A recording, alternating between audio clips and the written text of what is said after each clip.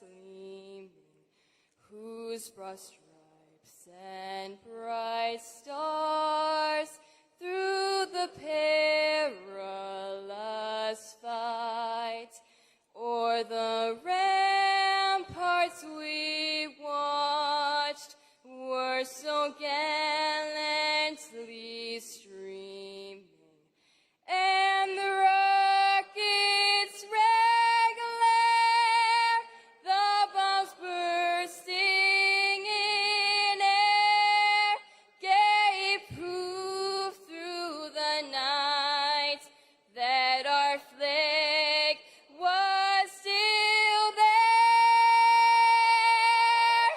Oh, say does that star-spangled banner yet wave o'er the land of the free and the home of the brave. Let's go, ladies and gentlemen. Sorry about the late start. My streaming software crashed. So I had to, zing some things together really fast. So right now, this is the only view I can show because when I go to the other views, everything is messed up. I don't know what's going on. To the stage, four-term Congresswoman from Hawaii's 2nd District and Lieutenant Colonel in the United States Army Reserve, Tulsi Gabbard. So this is what we got, guys. All right, let me mute that really quick. I'm going to see if this works because, like I said, let's see. Yeah, everything's kind of messed up for me right now. Everything's super tiny. I don't know what's going on. So that is the only view I have for you right now. So yes, guys. All right, here we go. Let's go back to this. Sorry about that, guys.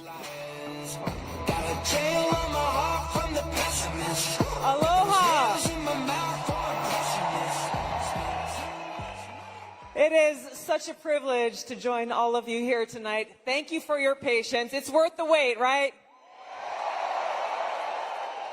What a special week to be here to join all of you. A few things have happened. Not sure if you caught it in the news. 2 former Democratic presidential candidates have endorsed Donald J. Trump to be president of the United States.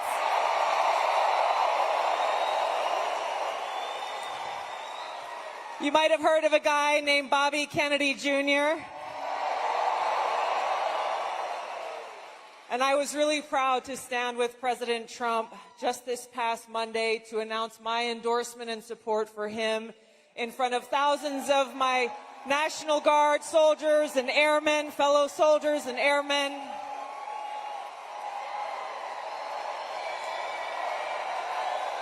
Because I am so excited about the opportunity that we have before us to stand together, not as Democrats and Republicans, but as proud Americans who love this great country.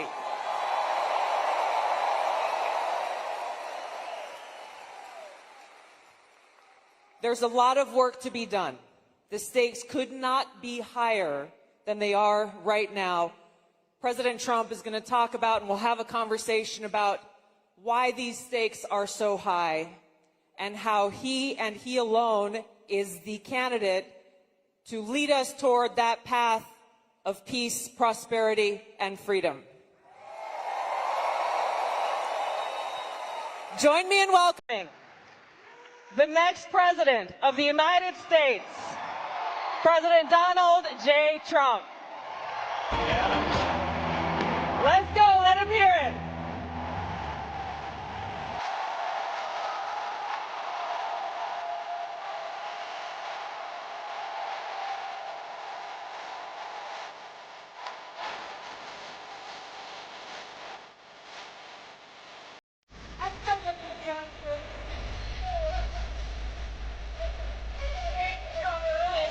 All right, let's go, guys. I was going to try to stream the Kamala interview, but it's hard to access. I don't watch a lot of cable TV. I watch YouTube and, I watch stuff on the internet. CNN is making everybody who wants to watch this, I don't know, buy a cable subscription to CNN. So I figured, why not just instead stream this town hall? So that's what I'm doing. I did want to see Kamala kind of struggle her way through the 18-minute interview, but unfortunately, I'm not going to shell out however much it is to watch that interview. I'll just watch the clips online. Someone will probably post the whole 18 minutes of it on Twitter or something like that. But here we go, guys. We got the man walking into the building. La Crosse, Wisconsin. Yes. Only about 3 hours from me. I probably could have gone. I don't know if I would have gotten in, though. But here we go. It's going to be a good one. The first event since Tulsi Gabbard endorsed him. Yes. Thorny Nose says, I did not want to hear Count Chocula. Yes, neither did I. Although I did kind of want to watch that. I was kind of excited to see that just because it would have been the first one. So let's wait for that song to end here. Should end any second, guys. Here we go. We got Michelle in the chat. Hey, thanks for modding, Michelle. We got Shayla. Says, hey, hot stuff. Oh, hey, Shayla. How's it going? Jeremy Briers says, this is my leader. I hope you're talking about Trump. Not me. Not me, Jeremy. Not me. I just bring the news. Okay, that's all. All right, here we go.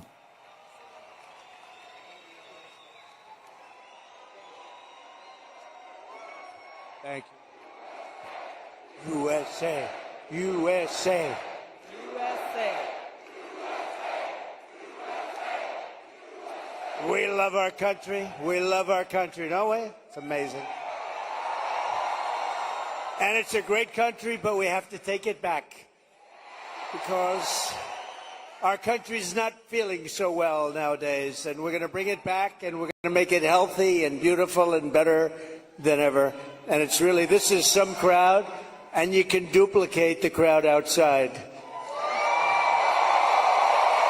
So if anybody would like to give up your seat, that would be okay. No? Let's have a good time. Thank you very much, everybody.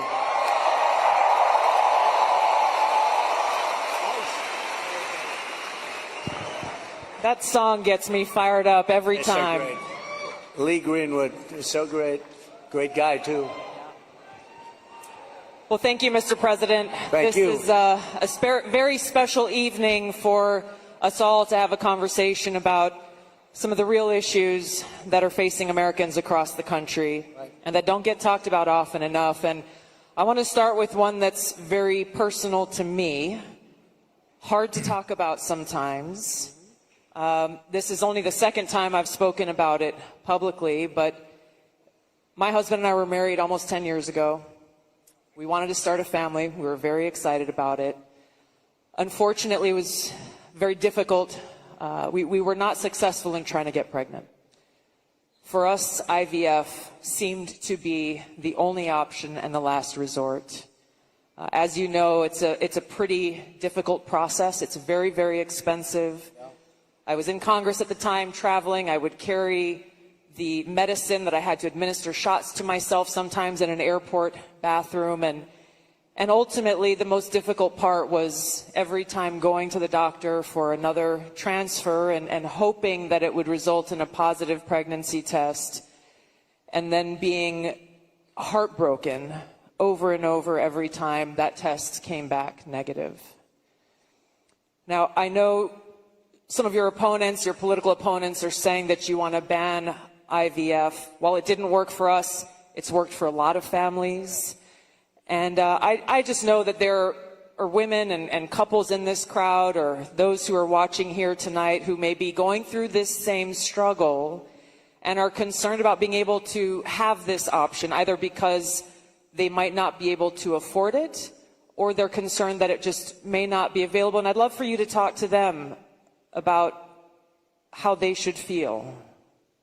Well, thank you very much, Tulsi. And I didn't know about your situation. And It's tough stuff, right? Tough. Life is pretty tough. It can be beautiful, but it can be difficult. We are doing something with IVF because IVF, as you know from friends, people you know, it's really worked out very well for a lot of people. It gave them a child when they would not have had a child. And I told my people I wanted to look at this a couple of weeks ago. And as you know, we have no taxes on a thing called tips. You know that? And I said, tell me, we did three things. We did that, and we did no tax for seniors on Social Security benefits. We want to have that. And I've been seeing a lot of IVF, and I kept hearing that I'm against it, and I'm actually very much for it. In fact, in Alabama, where the judge ruled against it, and I countered the judge and came out with a very strong statement for it, and the Alabama... You were very quick in your response to that. I was, but they were too. They were amazing. The legislature approved virtually my statement. I mean, full IVF, and it has really gone, it's terrific. And I said, so with the tips and with the Social Security, the no taxes on Social Security, I said, maybe for IVF, and I've been looking at it, and what we're going to do is for people that are using IVF, which is fertilization, the government is going to pay for it, or we're going to get or mandate your insurance company to pay for it, which is going to be great. We're going to do that. I can't tell you how life-changing that would be for so many families, because it costs a lot of money. A lot of people go into debt just for the hope of being able to start their own family. Well, it's big, and you know what? We want to produce babies in this country, right? We want to produce babies. So I think it's going to be something we sort of announced it a little bit. We were in a great place, Michigan. We all love Michigan, right? We're going to bring back the car industry, and we're going to get a lot of it back to Michigan. They've been taking our cars away. They've been taking our manufacturing away over years, over decades. And if you look at it today, it's a shell of what it was years ago, but we're going to bring it back. Mexico is right now building massive car factories, actually being financed and built by China. They think they're going to sell their cars back into our country. It's not going to happen. That's not going to happen. Oh, listen to that. That is not going to happen. But so many things have gone wrong in the car industry. The union leadership has been horrible. I think I'm going to win by 85%, the union, but because we're bringing it back. And we're going to have electric cars, but we're going to have gasoline-powered cars, and we're going to have hybrids. We're going to have every kind of car. We're not going with just that. But I just felt that it would be a good place to announce it, and we did sort of the announcement there a little bit, and now we do the big announcement tonight in front of all of these television stations, all of the fake news, you know, they're all over the place. They're all over the place. I don't know what's going on. We don't even know, I was saying, because we're doing this, and I finished, and I figured I was going to come here, and we're going to make a speech. I had a speech all set for you. I was ready. Now, they said, sir, you're actually doing a town hall. I said, oh, nobody told me that. I said, who's doing it? They said, Tulsi. I said, well, that's at least good news. I've been a fan of hers for a long time, I have to tell you. So I didn't even know. I'm in the plane, and I'm looking over some material, and we're going to give you a hell of a speech tonight. We were set to give you one hell of a speech. They said, no, sir, it's a town hall. I said, why doesn't somebody tell me this stuff? And I don't even have any idea who we're doing it for. I don't know. Is it for a network or what? I see a lot of television all over the place, so maybe it's on all of them. But I did get to see the strangest thing today. I looked at the news conference of Kamala. I call her Comrade Kamala. She's you know that, she's a Marxist. Her father was a Marxist before her, so she was brought up in the family tradition. And she really is, and this country is not ready for a Marxist. We don't want a Marxist as a president. And she destroyed San Francisco, she destroyed California. And we're not going to let it destroy our country. I'll tell you, it's not going to happen. So, but to finish. So for some reason, she doesn't want to talk to anybody. So she's either not the smartest light in the ceiling. I'm trying to be nice here. I want to be. They say, be nice, sir, be nice. It's hard to be nice when somebody is destroying your country and wants to destroy your country. It's hard to be like nice. But she is. She was a terrible vice president. She was a terrible border czar, worst in history probably, not just in this country. But the border, millions and millions of people, I say 20 million plus, have poured through the border during their term. I had the safest border in the history of our country. They have the most unsafe border in the history of the world. And they're coming through, and many of them are from prisons and jails. There's a slight difference, as you know, prisons and jails. Many are from mental institutions and insane asylums, and many are terrorists. And they're pouring into our country at a level. I don't know if you saw the news today, Tulsi. They had a group of, a lot of them, Venezuelan people with lots of machine guns taking over a building someplace. I'm looking, I'm saying, where is that? They went in and they took over a building. This is just the beginning.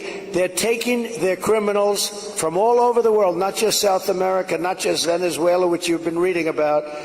All over the world, they're taking their criminals and they're dumping them into the United States. Kamala is allowing it to happen. And they actually want to give them papers. They want to make them citizens, and they want to give them your Social Security.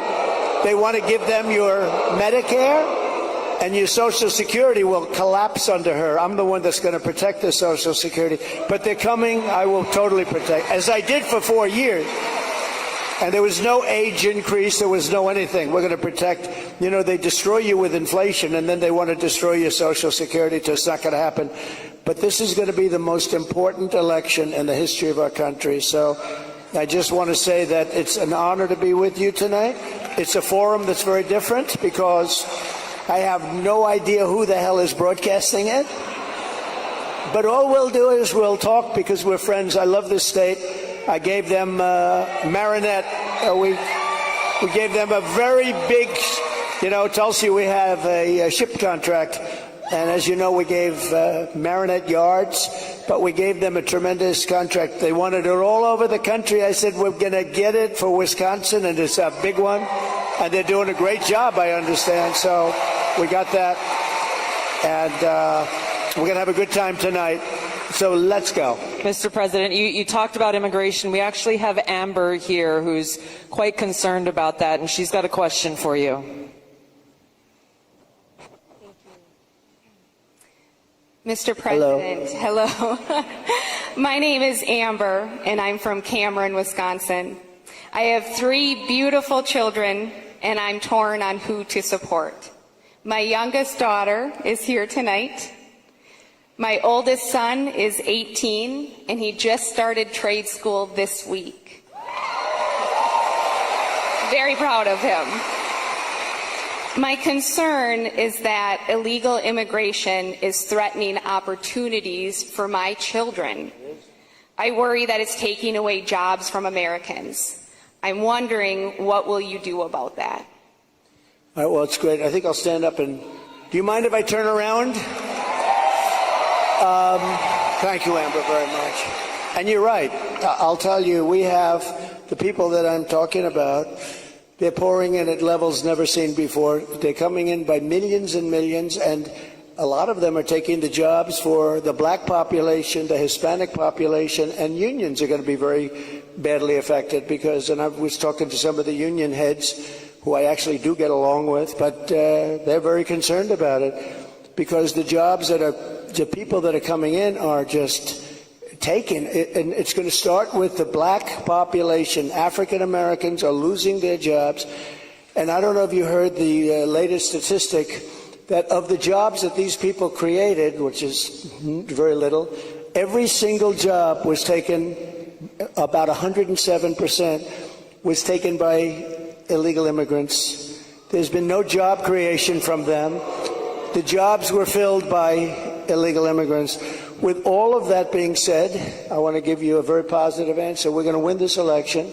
We're going to turn this country around. We're going to become an unbelievable growth country. And your boy is going to have the greatest job. And you want to have a lot of choice with jobs. You know, you want them to go up and they get up and it's hard to believe I have that the way I get treated. But I look forward to every day because we're going to make America great again. So I really do. I look forward to it. That's right. But we're going to create a lot of jobs. We're going to create. Does he want to stay here? Or does he want to go to a different state or anything? Yeah, someplace in the Midwest. But this is a good place to stay, right? Wisconsin. So we'll be creating tremendous jobs for our country.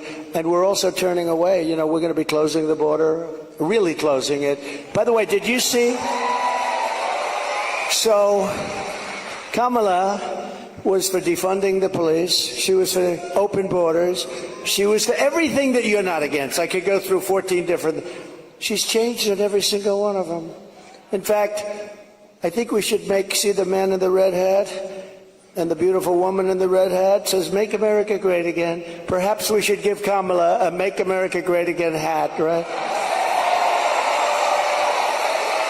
But the problem is, that's not her belief. Her belief is open borders. Her belief is getting rid of Social Security. Her belief is doing all of these plans like for health insurance, where you have one big government-run mess. And if you have private plans, a lot of the people in this room have private plans. They're incredible plans. They worked hard to get those plans, and that's what they want.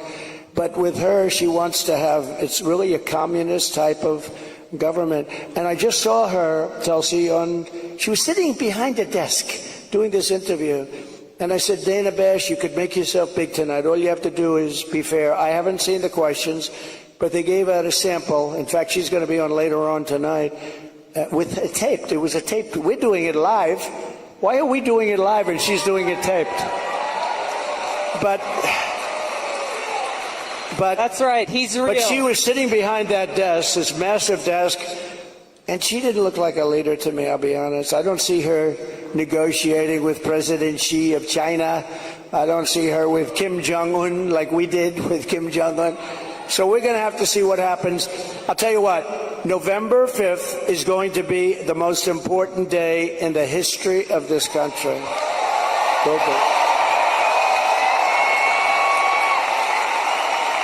Mr. President, there are a lot of people who want to feel hopeful about our future. I want to introduce you to Luke, who is one of those people. Hi. Hello, Mr. President. Good-looking guy. Thank you. My name is Luke Pulaski, and I'm a junior here at the University of Wisconsin-La Crosse. I'll be voting for the first time in November, and I'm researching each candidate, and I have two questions for you.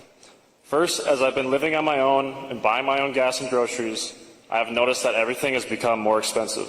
For me personally, I try to eat healthy and stay lean. A pound of meat has gone from $4 to almost $7. I also would like to buy a home someday, but that seems just impossible now. What's your plan to make life more affordable and bring down inflation for someone like me? Very good. Thank you. Good. It's probably the question I get most. You know, they say you're going to vote with your stomach. I don't know if you've heard it, but it's a little bit true. And groceries, food has gone up at levels that nobody's ever seen before. We've never seen anything like it, 50, 60, 70%. You take a look at bacon and some of these products, and some people don't eat bacon anymore. And we are going to get the energy prices down. When we get energy down, you know, this was caused by their horrible energy wind. They want wind all over the place. But when it doesn't blow, we have a little problem. This was caused by energy. This was really caused by energy and also their unbelievable spending. They're spending us out of wealth, actually. They're taking our wealth away. But it was caused by energy. And what they've done is they started cutting way back. We were in third place. When I left, we were by far in first place, beating Russia, beating Saudi Arabia. And we were going to dominate to a level that we've never seen before. And then we had a bad election. I'll be very nice. I'm supposed to be nice when I talk about the election, because everybody's afraid to talk about, oh, please, sir, don't talk about the election, please. You know, if you can't talk about a bad election, you really don't have a democracy if you think about it, right?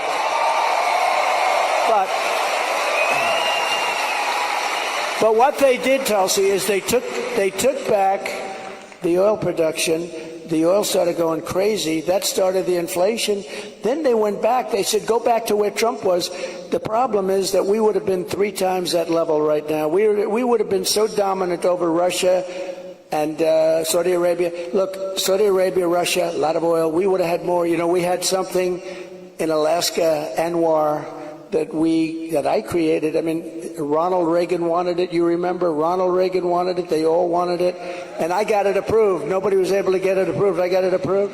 And the first week in office, they turned it back. They said, no, it's the biggest site possibly in the world. Could be bigger than Saudi Arabia. Well, we're going to start that up. We're going to become the energy capital of the world. We're going to pay down our debt, and we're going to reduce your taxes still further. And your groceries are going to come tumbling down, and your interest rates are going to be tumbling down. And then you're going to go out, you're going to buy a beautiful house. Okay? You're going to buy a beautiful house.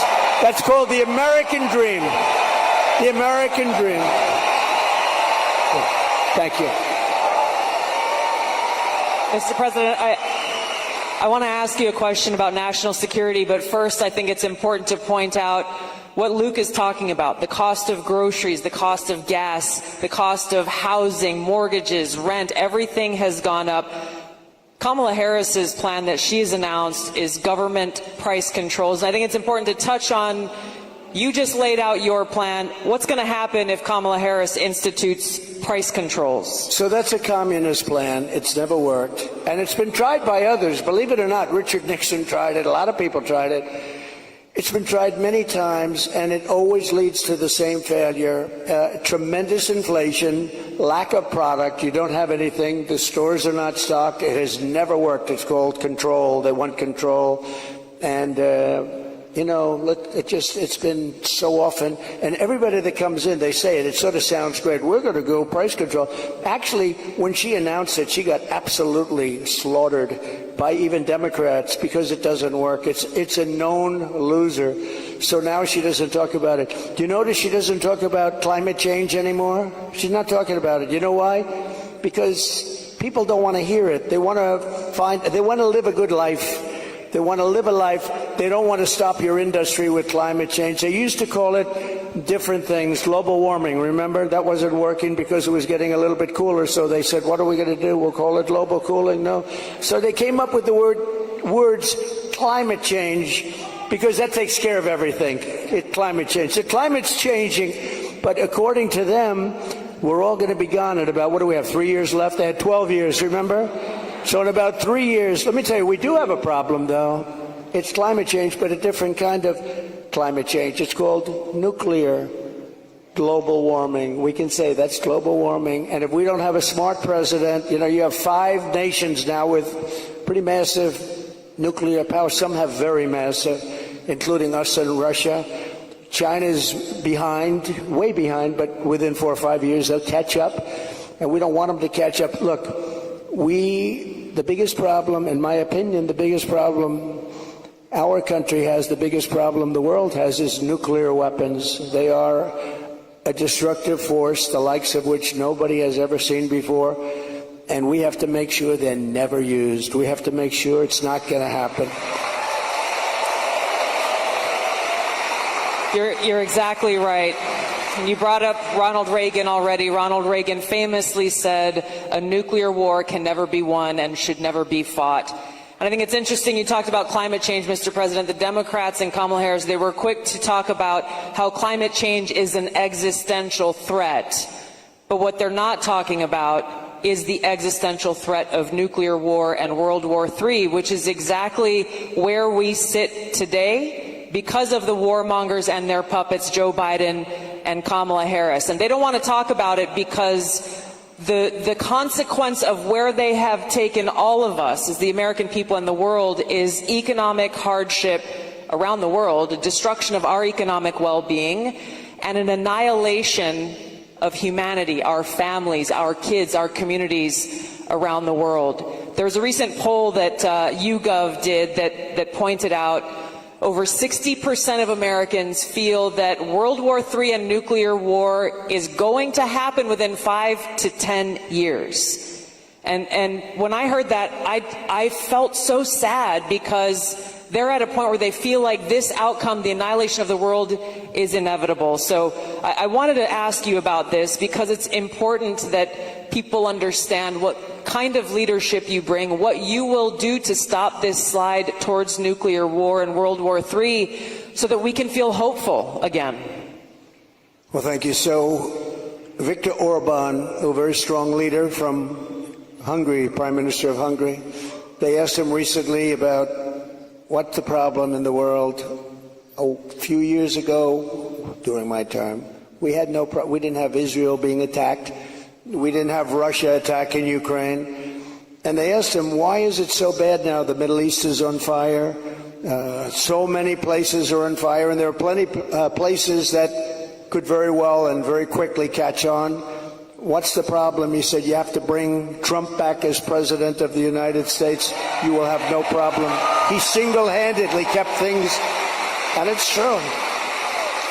And I could do it with telephone calls by being smart, but literally he said, you have to bring Trump back. Now, he used a term I wouldn't use. He said everybody was afraid of Trump. You know who was afraid of Trump? They said China was afraid of Trump. Russia was afraid of Trump. They were all, and I don't want to say that. I will say this. They respected me and they respected our nation. They don't respect our nation anymore. They don't respect our nation anymore. Think of it. What would the world be like if Russia didn't do what they did, and they would have never done it? I used to speak to Putin about it. I had a very good relationship. No chance. You know what happened, I think, Afghanistan, when he saw the horrible leadership that we displayed in Afghanistan, I think he said, wow, this is a time to go in, because I wasn't there. He would have never done it if I was president. Then Israel would have never been attacked. Think of it. What would this world be like? You wouldn't have had that disaster. And it wasn't leaving Afghanistan. And they should have kept Bagram. That's a big air base. It's 1 hour away from where China makes its nuclear weapons. They didn't keep it. You know who occupies it now, Tulsi? China occupies it. So we have, if you have the right president, and we don't right now, do we even have a president? He just came in, think of it. He just came in from wherever the hell he went. You know, there was a coup. He just doesn't know it yet. But there was a coup. How about that? He got 14, I'm not a fan of his. He was the worst president. But, You're not? But think of this. He got 14 million votes. She was the first one to leave, you know. Kamala was the first one to quit. She never made it to the first state in the primaries, which was Iowa. Never even came close. Other people did, but she never even came close. And all of a sudden, she was picked, and she's now running for president. And look, it just started, really. It just really started. The polls have us up here. We're up in this. We're up in states, but it's close. It's close. It's close, and you know they cheat like hell, so we don't want to have it too close. But we have, because we have to win this. We're not going to have a country. But with him, I was so far up. We had a thing called. How did he do in the debate? Did you think he did well? Not too good. No, they wanted to have a debate. I said, okay, it's a little bit early, isn't it? I was trying to talk them out. I said, well, it's a little early for a debate, right? And they said, well, I think we'd like to do it. And that was not a good debate for them. That was not a good debate. So that was the beginning of the end for him. And they started looking. But they picked a woman that had absolutely no votes. She got no votes. And now she's running. So when you say threat to democracy, they are a threat to democracy. I'm not a threat to democracy. I'm not a threat. Thank you. Mr. President, crime and the rise of crime is on the minds of a lot of people. I want to call on Danielle here, who has a question for you. Hi, Danielle.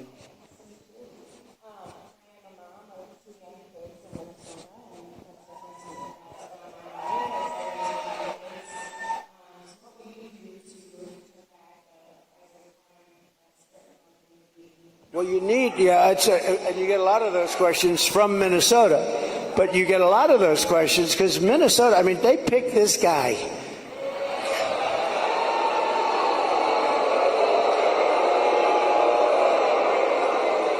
He is weird. What? He's weird. I'm not weird. He's weird.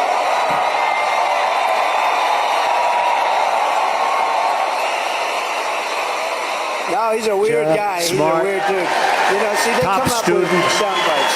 They always have sound Great bites. guy, and one he's of the not weird, things and is I'm that not weird. JD and I mean, we're a lot of weird. things we're not Okay, weird. so straight I will JD tell you. is But so- that guy is weird, don't you think? You know, he signed for, and this is, who would think that this is even happening in our country with men playing in women's sports and all of this, but he has it at a level that nobody can believe. A bill that every boy's bathroom will have tampons, okay? Hence his name, Tampon Tim. But think of it. Think of it. And you know, on the question of abortion, he is the one, abortion in the 9th month. And if the baby in Minnesota, and I'd love to win Minnesota because those people aren't digging this guy. They're not digging this guy.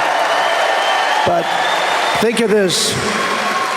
6 states, Minnesota's one of them. If the baby is born, you're allowed to execute the baby after, think of that, after birth in Minnesota, you're allowed to execute. And you remember the former governor, not the current governor, who's terrific, Len Youngkin. We're going to win maybe Virginia. We could do that. But the former governor, and he said, you sit the mother down and the father down, you sit them down and you talk, and the baby is born and you make a decision what to do. He meant, do you execute the baby after birth? And according to what they have passed and legislation, in Minnesota, they're allowed to execute the baby after birth. And this guy is a participant. And that's why she picked him, because she is, in fact, a Marxist/communist. Remember, I'd say all the time, our country will never be socialist, right? We will not have a socialist. Well, I was right. We skipped socialism. We went to communism. This woman has to be stopped. Mr. President, we have time for one final question. I don't know if we can get a mic to Bernardo. He's got an important question, given very soon we will be honoring the anniversary of September 11th and all of the lives that were lost on that tragic day and that tragic attack where we were attacked by radical Islamist terrorists. And Bernardo wanted to share his thoughts and had a question for you on this. Thank you. Mr. President, my name is Bernardo. I'm a voter here in Wisconsin, live in the wonderful La Crosse County here, and I'm also a father of 8. I have 7 here with me.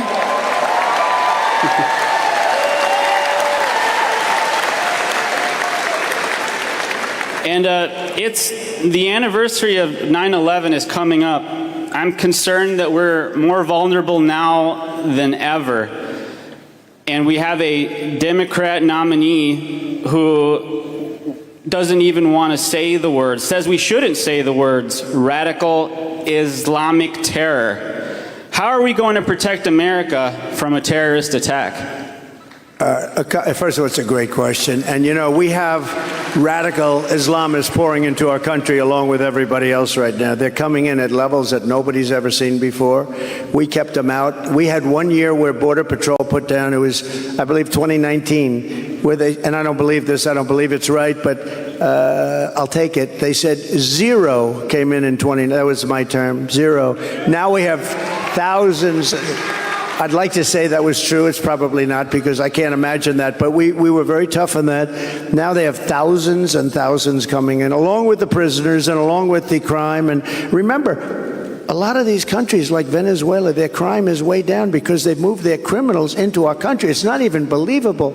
But your question on Islamists and all of the jihad and all of the things that they talk about, they have to respect your country. They have to respect your leader. You know, I had no radical Islam crime for 4 years, and I didn't want to talk about it. I talked about it after, but I didn't want to talk about it during. I don't want to say, like, I had absolutely, and the next day you get hit. But we had none, 4 years of it, because they respected your president, they respected your country, and we have to bring back that level of respect, and we're going to do it. We're going to do it. And we're not letting the wrong people into our country. Okay, thank you very much. Great question. Thank you, Mr. President. I know you have run out of time here, but thank you for having this conversation with the people of Wisconsin and people across the country who are watching and concerned about these very same issues. Thank you, Mr. President. Thank you everyone much for being here. Thank you, everybody. Vote. Vote. Thank you, everybody.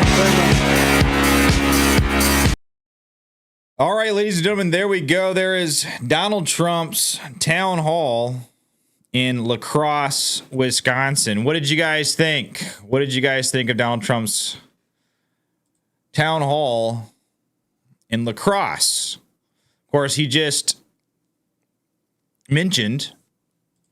So let me bring up the feed really quick. He just announced that IVF. He is not. I guess I don't know much about IVF. I'm going to be completely honest with you. All I know is in vitro fertilization, when a woman cannot have a child or they have a hard time having a child, they can fertilize the egg through a non-organic process. That's what I know about IVF, and that's about it. And this was one of the big issues that Kamala Harris was attacking Donald Trump over. Now, I see a lot of people on Twitter, I see a lot of conservatives saying that IVF is not moral. It's immoral. They don't like it.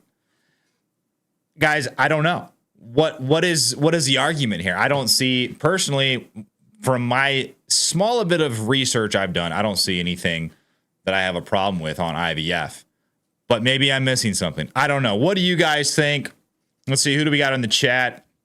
I wanted to stream Kamala Harris's interview today, but unfortunately, like I said earlier, CNN is not making it very easy to watch. You have to have like a cable subscription. You got to go on CNN. You got to buy their, subscription, or you got to have like a Hulu TV subscription, which costs like $80.